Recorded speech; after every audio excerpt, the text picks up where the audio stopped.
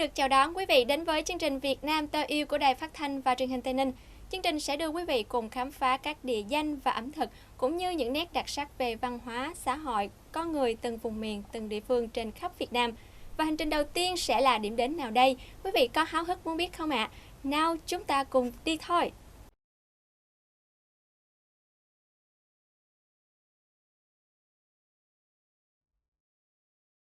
Việt Nam có rất nhiều điểm du lịch biển đẹp và nên thơ, và lựa chọn biển cho những hành trình du lịch là sự lựa chọn yêu thích của nhiều du khách muốn nghỉ ngơi, thư giãn và tận hưởng không khí trong lành. Vẻ đẹp của những bờ cát trắng trải dài, vịnh biển hoang sơ hay những hòn đảo nhiệt đới quanh năm tươi tốt, cảnh sắc núi non hòa quyện với biển cả, tất cả đang mời gọi bước chân chúng ta.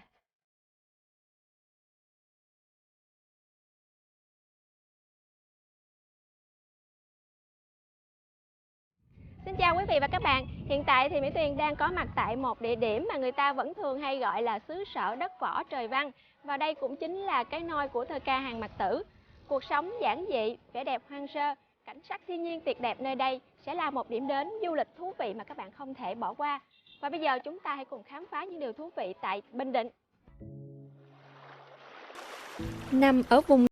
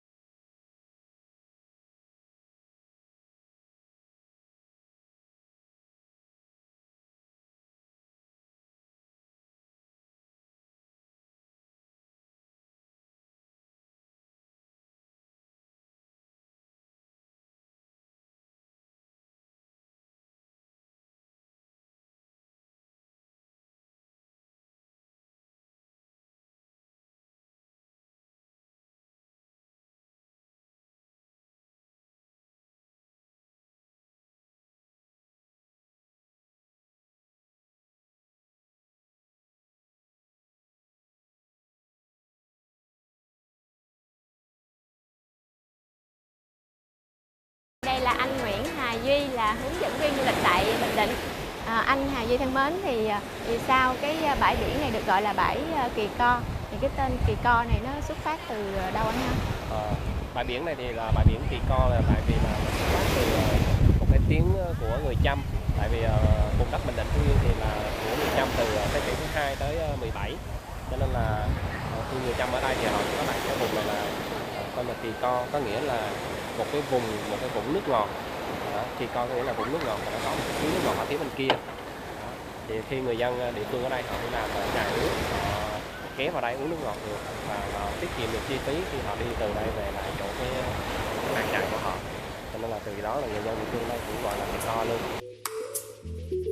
Quý vị sẽ cảm nhận được điều thú vị khi đến với bãi biển Kỳ Co, đó là nước ở đây rất mát và nông.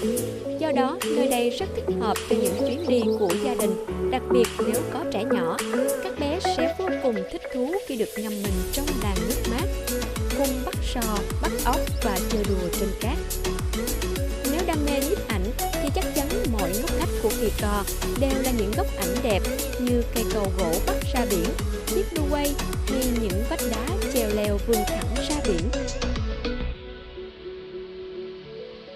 Sau khi vui chơi tại Kỳ Co, chúng ta sẽ đến với eo gió. Eo gió Gió và Kỳ Co khá gần nhau, nên nếu đã đến Kỳ Co thì sao không ghé thăm Eo Gió, được mệnh danh là nơi ngắm hoàng hôn đẹp nhất Việt Nam. Theo lý giải của người dân địa phương, Eo Gió là eo biển hút gió. Chiều xuống, cả dãy núi hình cánh cung lãng đãng trong màu vàng vọt của ánh hoàng hôn. Đứng từ trên mỏm đá cao, có thể nhìn thấy toàn cảnh thành phố lên đèn, lắng nghe tiếng sóng biển xô bờ, hòa cùng tiếng gió, tạo nên một bản hòa âm tuyệt vời, đem lại sự thư thái bình an trong lòng mỗi du khách. Chia tay Eo Gió, chắc hẳn ai cũng cảm thấy lưu luyến bởi vẻ đẹp hoang sơ và hùng vĩ của địa danh nổi tiếng này. Sau một ngày khám phá những điểm đến thú vị và chiêm ngưỡng cảnh đẹp thiên nhiên, thì khi đêm xuống chính là khoảng thời gian dành cho việc thư giãn và nạp năng lượng. Về đêm, thành phố biển Quy Nhơn có rất nhiều hoạt động vô cùng thú vị. Không ồn ào náo nhiệt như ban ngày, khi màn đêm buông xuống, Quy Nhơn trở nên yên bình, hiền hòa hơn hẳn, với dải ánh sáng rực rỡ sắc màu ôm lấy biển đêm trông thật huyền ảo.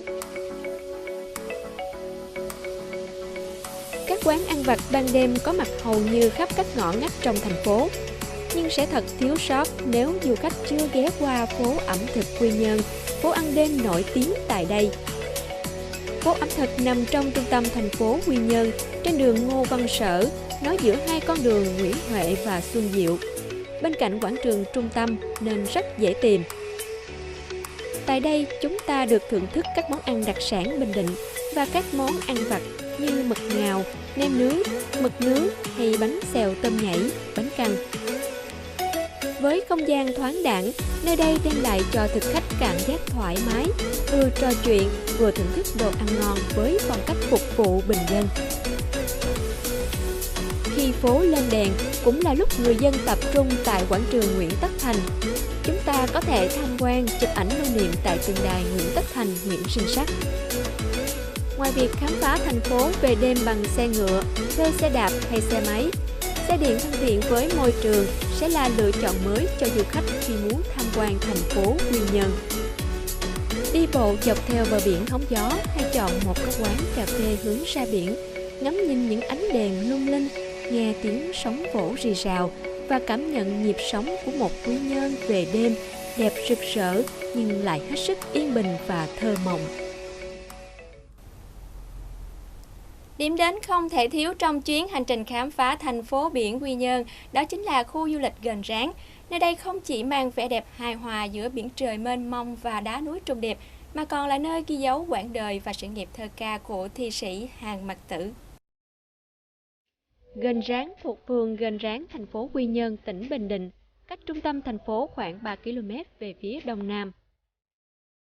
Gành Ráng được biết đến là một trong những danh thắng bậc nhất của tỉnh Bình Định, đã được Bộ Văn hóa Thông tin xếp hạng là di tích quốc gia. Gành Ráng đã được vua Bảo Đại chọn là nơi nghỉ dưỡng vào năm 1927. Vượt qua đỉnh dốc Mộng Cầm, rẽ vào con đường bậc thang trên đồi Thi Nhân, giữa khuôn viên rừng dương thoáng đãng là nơi an nghỉ của nhà thơ Hàn Mặc Tử. Rất nhiều du khách yêu thơ Hàn tìm đến Gành Ráng, tìm đến ngôi mộ để được thắp hương tưởng nhớ và bày tỏ lòng ái mộ đối với một hồn thơ tài hoa. Đến Gành Ráng, quý vị sẽ được tận mắt chứng kiến nghệ thuật thi pháp bằng bút lửa của nghệ nhân Vũ Kha. Những tấm gỗ thông được khắc những vần thơ của thi sĩ Hàn Mặc Tử sẽ là kỷ vật ý nghĩa dành cho du khách khi đặt chân đến đây. Bãi đá trứng khổng lồ nằm dưới chân đồi Gành Ráng là ấn tượng đầu tiên khi Mỹ Tuyền đặt chân đến nơi đây. Những phiến đá hình tròn, mặt nhẵn như quả trứng, nổi bật giữa nền nước biển xanh trong và những con sóng vỗ về tung bọt trắng xóa. Tương truyền rằng, trong những lần theo vua Bảo Đại đi kinh lý các tỉnh miền Trung, Nam Phương Hoàng hậu đã chọn nơi đây làm bãi biển cho riêng mình, nên gọi là bãi tắm Hoàng hậu. Tại bãi Hoàng hậu, Mỹ Tuyền có thể ngắm nhìn bức tranh sơn thủy hữu tình. Dãy núi xanh trùng điệp, biển xanh bao la ôm lấy bãi cát vàng, và phía xa xa là thành phố biển Quy Nhơn sầm uất. Bình Định và Phú Yên là hai tỉnh thành nhận được rất nhiều sự quan tâm của khách du lịch vì là nơi có vô số những địa danh với nét đẹp nguyên sơ hiếm có mà thiên nhiên ban tặng. Nếu đang trong hành trình khám phá Bình Định nhưng lại đem lòng yêu mến Phú Yên thì chân chưa gì mà không ghé qua. Phú Yên có rất nhiều điều thú vị. Nếu quý vị thực sự là người yêu cái đẹp thuần khiết của thiên nhiên và muốn tìm hiểu những câu chuyện văn hóa lịch sử thì không nên bỏ qua điểm đến này trong cuốn sổ tay du lịch của mình.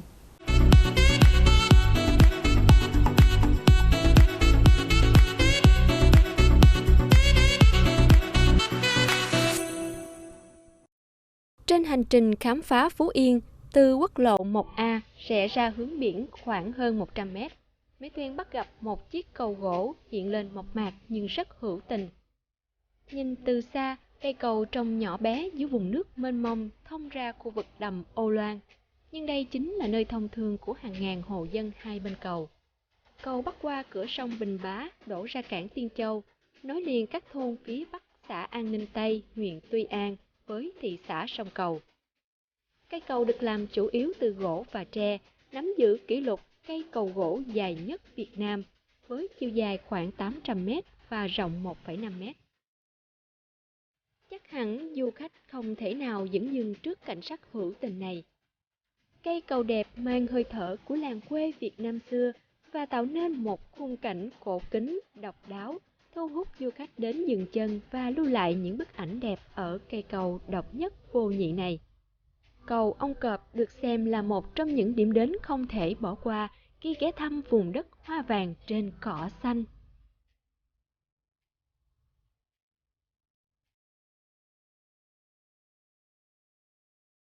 Có ai đó đã nói rằng muốn thấy Việt Nam mình đẹp thế nào, mê đắm thế nào thì nhất định phải một lần đến với Phú Yên. Và đó cũng chính là lý do vì sao Mỹ Tuyền có mặt tại vùng đất được mệnh danh là xứ sở hoa vàng trên cỏ xanh. Và một trong những điểm du lịch thu hút khá đông khách du lịch đến tham quan đó chính là Gành Đá Đĩa, một khu di tích danh thắng cấp quốc gia. Và bây giờ chúng ta hãy cùng chiêm ngưỡng vẻ đẹp của Gành Đá Đĩa. Gành Đá Đĩa là địa danh thuộc xã An Ninh Đông, huyện Tuy An, tỉnh Phú Yên, cách thành phố Tuy Hòa khoảng 40 km. Gành Đá Đĩa đã được công nhận là di tích thắng cảnh cấp quốc gia vào năm 1998. Ấn tượng đầu tiên khi du khách đặt chân đến đây là những khối đá đen hình lăng trụ độc đáo, nhìn xa như một tổ ong khổng lồ nổi bật giữa vùng biển xanh. Nhưng khi đến gần, những khối đá hình lục giác, hình tròn hay hình vuông, lớp này xếp chồng lên lớp kia, liên tiếp và khít nhau, nhiều người lại liên tưởng đến những chồng đĩa. Trước đây là do hoạt động mạnh của vỏ trái đất đã tạo ra những cột đá giống như đĩa được chồng xếp lên nhau. Từ đó người dân địa phương đã gọi ở đây là Gành Đá Đĩa. Các hõm trũng giữa gành là nơi trú ngụ của nhiều sinh vật biển, đem đến sự thích thú cho du khách khi dạo chơi và khám phá ở đây. Từ gành nhìn ra, chúng ta có thể thấy khung cảnh yên bình của một vùng trời biển bao la với những con thuyền bồng bềnh trên sóng nước. Một quang cảnh đẹp như tranh vẽ chính là món quà mà thiên nhiên nơi đây dành tặng cho du khách phương xa.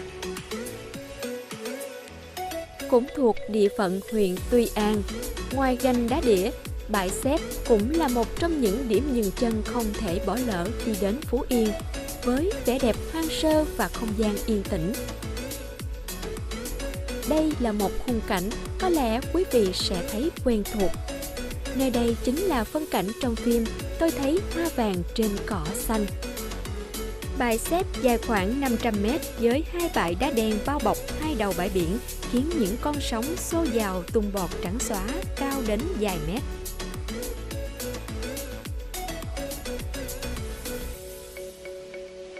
Địa điểm đẹp nhất ở đây là Gành Ông, một vách đá cắt ngang bờ biển Bãi Xép với hàng xương rồng mọc tự nhiên bao phủ các mỏm đá nhô ra biển. Đứng từ đây, du khách có thể nhìn bao quát vùng biển An Chấn bao la với màu xanh ngọc tuyệt đẹp và bãi cát vàng rực rỡ. Dưới chân tựa như thảo nguyên rộng lớn, trước mặt là biển cả mênh mông.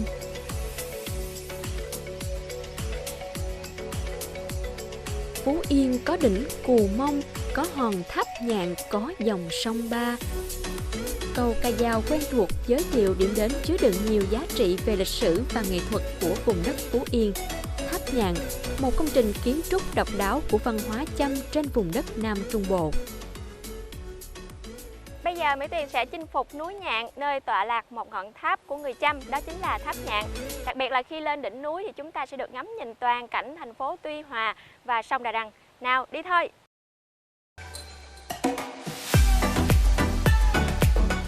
Tháp Nhạn nằm trên núi Nhạn bên bờ sông Ba, cao khoảng 25 m, được xây theo mô típ, tầng trên là hình dáng thu nhỏ của tầng dưới. Càng lên cao càng nhỏ lại, tạo thành hình chớp nón. Đáng chú ý là phần chớp được cấu tạo bằng những phiến đá nguyên tảng có hình búp sen cân đều.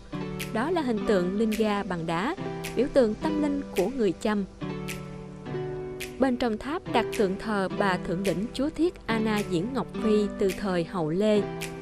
Bên cạnh du khách đến tham quan và dâng hương, đây cũng là địa điểm nghỉ ngơi hóng mát của người dân Tuy Hòa. I feel very excited to be here. It's very clean and I like the fresh air and the view. It has a really beautiful view and it's a historical temple and very impressive. Em tên là Nguyễn Hoàng Trung, em đến từ Nha Trang. Đây là lần đầu tiên em tới Phú Yên và em cảm thấy khung cảnh ở đây rất là đẹp. Đặc biệt là đây cũng là địa điểm đầu tiên mà em tới tham quan ở Phú Yên. Và từ đây thì em có thể nhìn thấy được toàn bộ khung cảnh của thành phố. Và em cũng tới đây để sẽ stress sau một kỳ thi và em cảm thấy rất là thoải mái.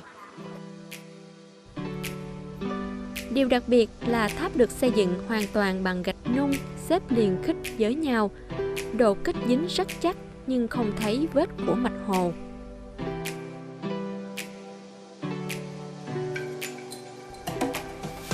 Đứng ở độ cao 64 m trên đỉnh núi Nhạn, chúng ta có thể ngắm nhìn vẻ đẹp toàn cảnh thành phố Tuy Hòa cùng dòng sông Đà Răng trong xanh uốn lượn mềm mại. Bắc qua sông là cầu đường sắt và cầu đường bộ Đà Răng chạy song song với nhau. Phía xa xa là núi Chớp Chài sừng sững. Vẻ hoang sơ tuyệt đẹp của Kỳ Co, vẻ đẹp bình yên của bãi xếp gành ong, thơ mộng của gành ráng, nguyên thủy của gành đá đĩa, cổ xưa của tháp Nhạn, và còn hơn thế nữa là những người dân chân chất, mộc mạc và đầy lòng hiếu khách. Hành trình khám phá Bình Định Phú Yên vẫn còn rất nhiều điều thú vị đang chờ quý vị đấy. Nếu yêu thích khám phá và yêu nét đẹp thiên nhiên của quê hương Việt Nam, hãy nhớ đón xem chương trình Việt Nam Tôi Yêu được phát sóng trên đài phát thanh truyền hình Tây Ninh vào lúc 8 giờ 30 phút sáng Chủ nhật, tuần thứ 3 của tháng. Còn bây giờ, Mỹ Tuyền xin chào và hẹn gặp lại quý vị trong số tiếp theo của chương trình.